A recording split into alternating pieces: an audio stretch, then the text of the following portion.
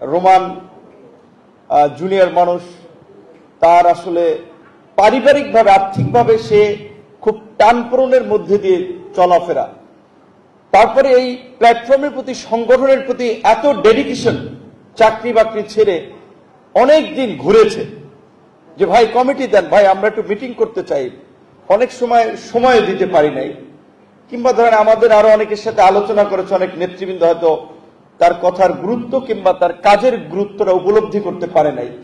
তো ওরা চাইলে রাগ করে আসলে নিষ্ক্রিয় হয়ে যেতে পারত। অনেকেই আমাদের এই 18 থেকে 24 কিংবা এই আজকের এই 25 পর্যন্ত এই পথ চলায় অনেকে এসেছে, অনেকে গিয়েছে। আসা যাওয়াটা রাজনৈতিক প্ল্যাটফর্মে এটা একটা স্বাভাবিক কার্যক্রম, তার মধ্যে তারা লেগে আছে।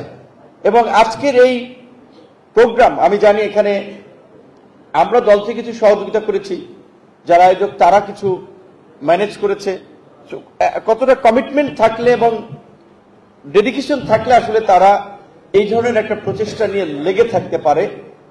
তো সেই জন্য তাদের প্রতি আমার হৃদয় নিংড়ানো ভালোবাসা, এবং আমার মাঝে মাঝে নিজেকে আসলে অপরাধী মনে হয় যে এই কারণে যে আমার সাথে যারা আন্দোলন সংগ্রাম করেছে অনেকে মানে একটা প্রতিকূল সময় থেকে এখন পর্যন্ত এত ক্ষতির সম্মুখীন হয়েছে, আর্থিকভাবে, মানসিকভাবে, শারীরিকভাবে, কিন্তু আমি আসলে তাদেরকে ওইভাবে কিছু দিতে পারি নাই।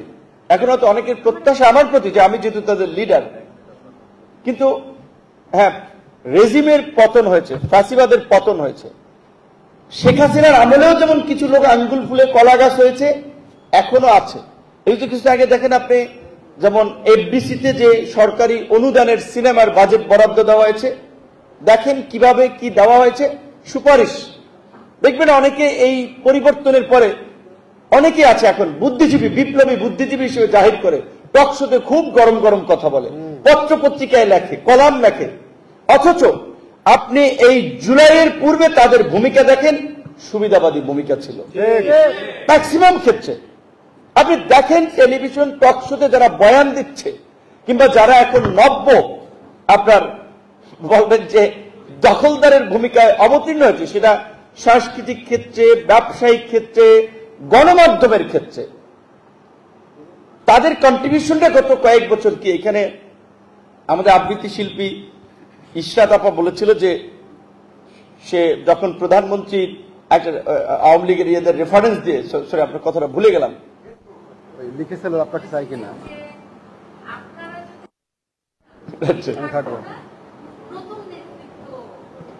এটা শেখ হাসিনা বা আওয়ামী লীগের লোকেরা প্রায় প্রায় বলতো, মানে হচ্ছে শেখ হাসিনার এই দেশে বিকল্প নাই। এটা একটা ন্যারেটিভ দাঁড় করানো হতো যে সে ছাড়া এইভাবে আমেরিকা, চীন, রাশিয়া, অমুক তমুককে ব্যালেন্স করে কেউ বাংলাদেশ, ভারত চালাইতে পারবে না। তখন অনেকেই বলেছে যে বিকল্প আমরা তৈরি করে নেব। তারপর শেখ হাসিনার এই যে অপ্রতিরোধ্য হিসেবে, একক হিসেবে তুলে ধরা, সেখানে হয়তো অ্যাক্টিভিস্ট যারা, তারা একটা স্ট্যাটাস দিয়েছে, লেখালেখি করেছে। সেক্ষেত্রে যে ঠিক ওই যে বাংলাদেশের দীর্ঘদিনের ট্রেডিশনাল পলিটিক্সে আওয়ামী লীগ এবং বিএনপি দুটো দল ক্ষমতায় পর্যায়ক্রমে ছিল, রাজনীতিতে অনেক ক্ষেত্রেই ওই বলয় কেন্দ্রিক ছিল। কিন্তু আওয়ামী লীগের গত এই 16 বছরের কার্যক্রমে অনেকে যারা প্রকৃত রাজনীতি করে তারা কিন্তু আওয়ামী লীগের কাছ থেকে সরে গিয়েছে। এবং এই জুলাই গণ অভ্যুত্থানেও দল মত নির্বিশেষে যে সমস্ত মানুষ ছাত্র আন্দোলনের পক্ষে ছিল কিংবা এই অন্যায়ের প্রতিবাদ করেছে, অবশ্যই তাদের মধ্যে বিবেক আছে, তারা পরিবর্তনের পক্ষের লোক। সেই হিসেবে আমার মনে হয় যে তাদেরকে আমাদের ওইভাবে মূল্যায়নটা করতে হবে, কারণ এই ধরনের পরিবর্তনের পরে প্রত্যেক সমাজই বড় ধরনের ডিভিশন তৈরি হয়।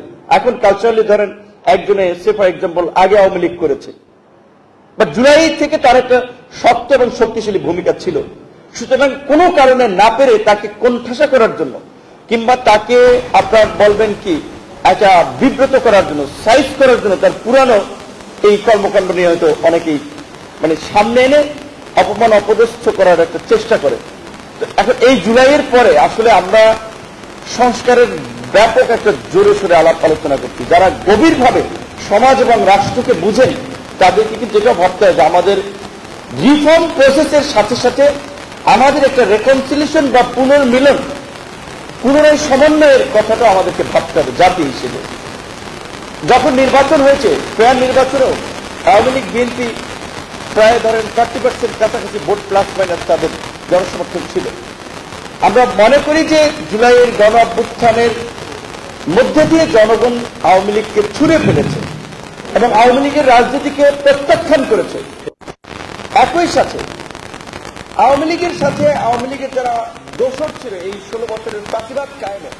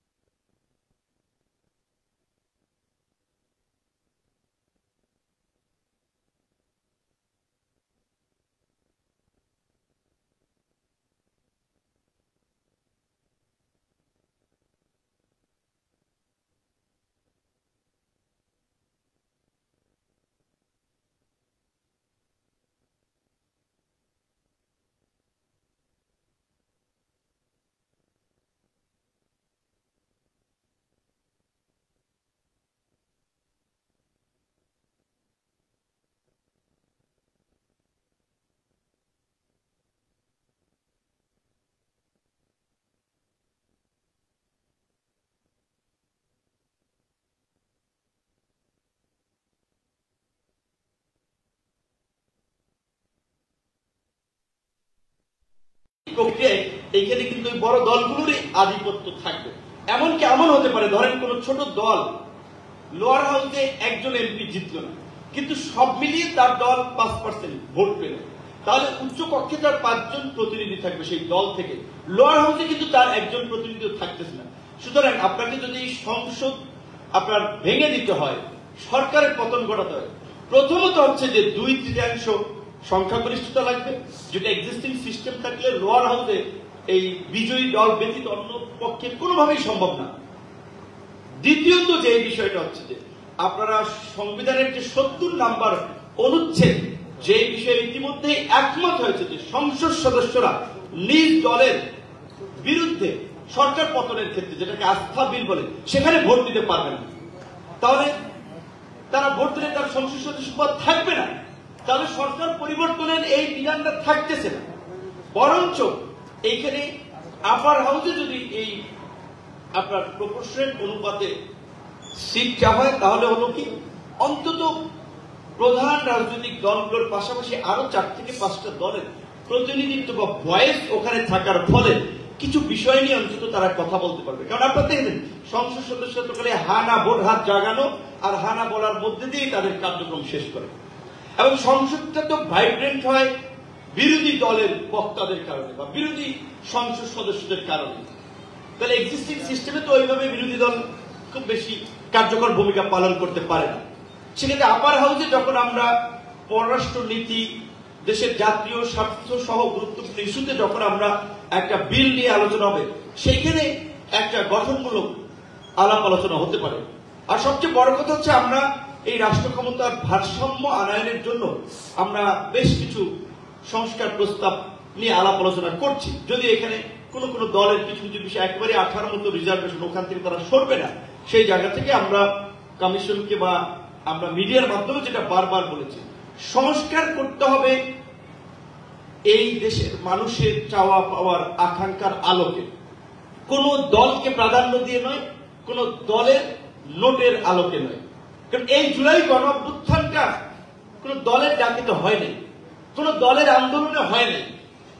পরিষ্কার আপনাদেরকে বুঝতে হবে, আমরা সবাই জানি। সুতরাং আমি বারবার যেটা অনেক পাবলিক আলোচনায় বলেছি যে এই জুলাইকে যদি আমরা বুঝতে ব্যর্থ হই, জুলাইকে বিবেচনা ছাড়া যদি আমরা নির্বাচন সংস্কারের কথা মাথায় রাখি, তাহলে ভবিষ্যতে আরো গণ অভ্যুত্থান ঘটবে।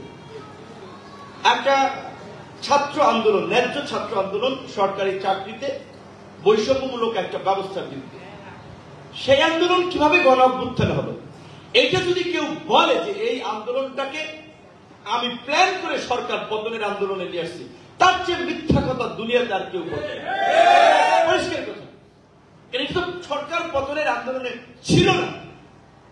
2018 সালে আমরা করি নাই, পরিষ্কার কথা। আমরা বারবার সে সময় সরকারের সাথেও আমরা ছাত্র হিসেবে আমরা বলেছিলাম যে আমাদের দাবি তরুণদের মেধার মূল্যায়ন, সে বিষয়ে আমরা আন্দোলন করেছি।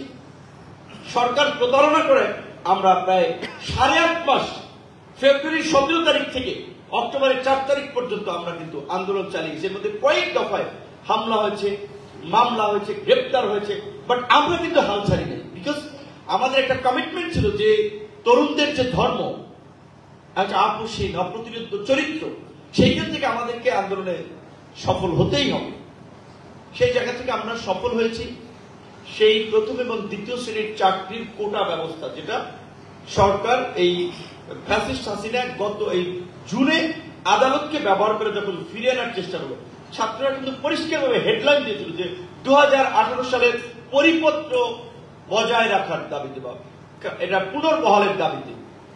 যখন এই আন্দোলনে ক্রমাগতভাবে ছাত্রলীগ, সরকারি দলের অঙ্গ সংগঠন, আইন শৃঙ্খলা বাহিনীর নির্মম নিষ্ঠুর নির্যাতন, নিপীড়ন এবং শেষ পর্যন্ত আন্দোলনকে দমন করার জন্য পুরো রাষ্ট্রযন্ত্রকে ব্যবহার করে হেলিকপ্টার থেকে গুলি চালানো, বাসার ছাদ থেকে গুলি চালানো, এগুলো কোনো মানুষ সহ্য করতে পারে না। তারপরে তারা রাস্তায় নেমে এসেছে এবং আন্দোলনের তো একটা এন্ডিং প্রয়োজন হবে। আমাদের 18 সালের অভিজ্ঞতা থেকে আমরা একটা কাজ করেছি, যদি কখনো এইটার জন্য সাফারারও হওয়া লাগবে আমাদেরকে, যদি আওয়ামী লীগ কাম ব্যাক করে, শুধু আমাদের না, যারা এই বিপ্লব, এই গণ অভ্যুত্থানে অংশ নিয়েছিল, মিছিলে কিংবা ফেসবুকে লেখায় আপার মতো সবাইকে কিন্তু ভোগান্তিতে পড়তে হবে। তো সেই জায়গা থেকে আমরা কাজটা করেছিলাম কি, আমরা বুঝেছি যে এটা একটা ব্যাপক মাত্রার তরুণদের সম্পৃক্ত আন্দোলন। সুতরাং এইখানকার তরুণদেরকে যদি এখন এই বাংলাদেশের গণতন্ত্রহীনতা, মানবাধিকার লঙ্ঘন এবং ফাঁসিবাদের বিরুদ্ধে আওয়াজ উঠানো যায়, তবেই এটা একটা স্বৈরাচার পতন কিংবা জাতির মুক্তির আন্দোলনে পরিণত হতে পারে। আমরা ফ্রন্টলাইনে আমরা আন্দোলন ছিলাম না, আমাদের যারা ছাত্র সংগঠন, ছাত্র অধিকার পরিষদের নেতা কর্মী, তারা মাঠে ছিল, তাদেরকে আমরা পলিসি দিয়েছি। তাদের পরামর্শের ভিত্তিতে রাজনৈতিক নেতৃবৃন্দকে জাতীয় পর্যায় থেকে সম্পৃক্ত করার জন্য আন্দোলন যেভাবে ভূমিকা দরকার ছিল আমরা সেটা রেখেছি। আবু সাইদের মৃত্যুর পরে রাজনৈতিক দলগুলোকে নিয়ে গায়েবানা জনতা কর্মসূচিতে আমরা আলাপ আলোচনা করে একমত করে রাজনৈতিক দলের সমর্থন আমরা দিয়েছি বা কর্মসূচি করেছি। 19 জুলাই রাজনৈতিক দলগুলো নির্বিচারে গুলি চালিয়ে মানুষ হত্যার প্রতিবাদে, ছাত্রদের উপরে নির্যাতন নিপীড়নের প্রতিবাদে গণমিছিল কর্মসূচি দিয়েছিল। That means political full support 17 তারিখের পর থেকে আন্দোলনের সাথে যেভাবে যুক্ত করা দরকার আমরা সেটা করেছি। এবং সেই থেকে 1 আগস্ট, 2-3 আগস্ট আপনারা দেখেছেন আলোচনাটা ছিল পরিষ্কার যে এই ফ্যাসিবাদী কাঠামোর আমরা পরিবর্তন চাই, হাসিনার পতন চাই, এবং ভবিষ্যতে যেন কেউ হাসিনার মতো স্বৈরশাসক তৈরি না হতে পারে তার একটা পরিষ্কার আমরা ঘোষণা এবং বোঝাপড়া চাই। তার ভিত্তিতেই কিন্তু শেষ পর্যন্ত গণ অভ্যুত্থান হয়েছিল, এবং সেই গণ অভ্যুত্থান শুধুমাত্র ছাত্রদের কৃতিত্ব, আমাদের কৃতিত্ব, আন্দোলনকারীদের কৃতিত্ব, এটা বললে কিন্তু ভুল হবে। সমস্ত শ্রেণী পেশার মানুষ, আমরা যতই সামরিক বাহিনী বা মিলিটারি উর্দিওয়ালাদেরকে গালি দেই, তারাও কিন্তু প্রো পিপল পজিশন নিয়েছিল। পুলিশের মধ্যে একটা অংশ কিন্তু শেষ পর্যন্ত বা শুরু থেকেই কিন্তু, আমরা এখন রমনা জোনের ডিসি যে মাসুদ সাহেবের একটা ভিডিও কিছুদিন আগে দেখলাম, ছাত্রদেরকে প্রোটেক্ট করার জন্য বলছে আগে আমার উপরে আনলো হবে, আমি দেখবো। এই ধরনের পুলিশ অফিসাররা শুরু থেকে পজিটিভ রোল আমরা দেখেছি। পুলিশ ছিল, শিক্ষক ছিল, সাংবাদিকও তো ছিল। আমি একটা কথা বলেছিলাম যেটা খুব মানুষকে টাচ করেছিল, 1 আগস্ট 2 দফায় 10 দিন রিমান্ডের পরে আদালতে যখন আমাকে তোলা হলো, আমাকে অনেকগুলো সাংবাদিক লাইক প্রিজনমেন্ট থেকে নামার পথে ভাই কিছু বললেন এবার বলে আর কি। তো আমাকে লিভ দিয়ে যখন কোর্টে উঠালো, ওইখানে কিন্তু আমি চিনি সমকালের একজন সাংবাদিক রবিউল বোধায় না, সে বারবার বলছে ভাই আন্দোলন তো ঝিমাই পড়তেছে, আপনি কিছু বলেন, আমরা ভিতর থেকে বললে কিন্তু কাজ হবে। তখন আমরা বলেছিলাম যে আমরা ডিবি কার্যালয়ে যে আলাপ আলোচনাগুলো শুনছিলাম, ডিবির প্রভাবশালী অফিসার হারুন সাহেব বলছে সারা এই সরকার রাখলাম আমরা, বিএনপির 28 অক্টোবর ভেনিশ করে দিলাম, আর এখন কৃতিত্ব নেয় ডিজিএফআই লোকেরা। তার মানে আমি বুঝছি যে প্রশাসনের মধ্যে ইন্টারনাল কনফ্লিক্ট শুরু হয়ে গেছে ক্রেডিট দিয়ে, এবং পুলিশের উপরে তো সেই দিকে শেখ হাসিনা বা সরকার বিশ্বাস করতে পারছে না, যেখানে তারা আর্মিকে ইনভলভ করে কারফিউ বা পরিস্থিতি নিয়ন্ত্রণের ব্যবহার করবে। সেই অভিজ্ঞতা বা মেসেজের আলোকে আমার কাছে মনে হয়েছিল যে যদি আরেকটু ধাক্কা দেওয়া যায় সরকার পড়ে যাবে। 90% পতন হয়েছে, 10% বাকি আছে। কবি, শিল্পী, সাহিত্যিক, লেখক, রাজনীতিক সবাইকে নিয়ে রাস্তা থাকতে হবে। কারণ আমি কবি, শিল্পী, সাহিত্যিক স্পেসিফিক ভাবে এই কথাটা বলছি এই কারণে, বাংলাদেশটা শুধু পৃথিবীর ইতিহাসে দেখা গেছে যে সকল গণ অভ্যুত্থান বা রেভলিউশনের ক্ষেত্রে কবি, শিল্পী, সাহিত্যিক এই শ্রেণী পেশার মানুষের একটা বড় ভূমিকা ছিল। যাই পরিবর্তন হয়েছে। তো আমরা আজকের আমাদের গণসংস্কৃতি পরিষদের কথা বলতে এই কথা বললাম এইখানে যে মাঝে মাঝে খুব কষ্ট হয় যে আসলে এত ত্যাগ তারা করেছে কিন্তু তাদেরকে কিছু করতে পারতেছে না। আসলে আমরা তো সরকারও নাই, কি বলবেন, আবার খুব বেশি নিজেরাও ফাইন্যান্সিয়ালি যে সমৃদ্ধ হয়েছি, অর্গানাইজেশনকে এগিয়ে নেওয়ার জন্য আমাদের যেটা রোড ম্যাপ, প্ল্যান, পরিকল্পনা, আমাদের নেতা কর্মীদেরকে সাপোর্ট দেওয়া দরকার, সেটাও পারতেছি না। তারপরে আবার এই একটা বিষয়ে আপনাদের আমাদের নেতা কর্মীদেরকে আমি বলবো মাথায় রাখতে, যে প্রতিকূল সময়ে আমরা গুটি কয়েক মানুষ কিন্তু চেষ্টা করেছিলাম যে এই প্রেক্ষাপটটা তৈরি হয়েছে। অনেকের কন্ট্রিবিউশন আছে, বাট শুরুটা কিন্তু আমরা করেছিলাম। সুতরাং আমাদের শক্তিটা ওইখানে। আমাদের যদি ওই একাগ্রতাটা যদি থাকে, ওই কমিটমেন্টটা যদি থাকে, আগামীতে বাংলাদেশের রাজনীতিতে সংস্কৃতি বলেন, অন্যান্য ক্ষেত্রে কিন্তু রাজনীতির একটা পার্ট আলটিমেটলি, সেখানে আমাদের একটা অবস্থান হবে ইনশাআল্লাহ। তবে আমি এই সংস্কৃতি পরিষদের প্রোগ্রামের আমার ব্যক্তিগত ছবি ব্যবহার না করার জন্য বলবো, এখানে আমাদের ছবি ব্যবহার দরকার নেই, সব জায়গায় এরকম ভাবে। Immigration to Canada. We provide the best quality service and solution for Canada immigration. Please visit our website and contact for details.